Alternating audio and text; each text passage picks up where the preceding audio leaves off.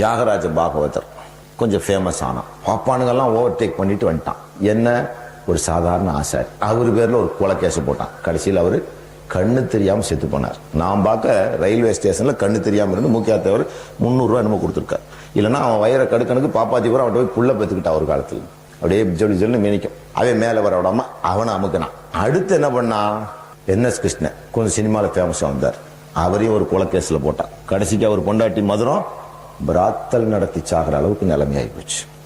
அப்புறம் திராவிட இயக்கங்கள்னு பேசினான். முரசொலி மாறன் அவனெல்லாம் அவனுக்கு ஒரு பாப்பாத்தியை செட்டப் பண்ணி விட்டானுங்க. அவன் சன் டிவியில எதிர்காலம் புதிர்காலம் நடத்தி ஒரு சீரழிவு கலாச்சாரத்தை காட்டு. ஏன்னா அவன் பொண்டாட்டி ஒரு பாப்பாத்தி. அப்புறம் கொஞ்ச நாளைக்கு முன்னே இந்த ரஜினிகாந்த் இதுல இருந்தான், ராயப்பேட்டால எமர்ஜென்சி பீரியடு, கலைஞர் கவர்மெண்ட். நான் எம்ஜிஆர் ஒன்னா இருக்கிற நேரத்தில் இவன் என்ன பண்ணி போட்டான், ஜேபிஆர் அடிச்சு போட்டான் ஸ்கூட்டர்ல வந்து.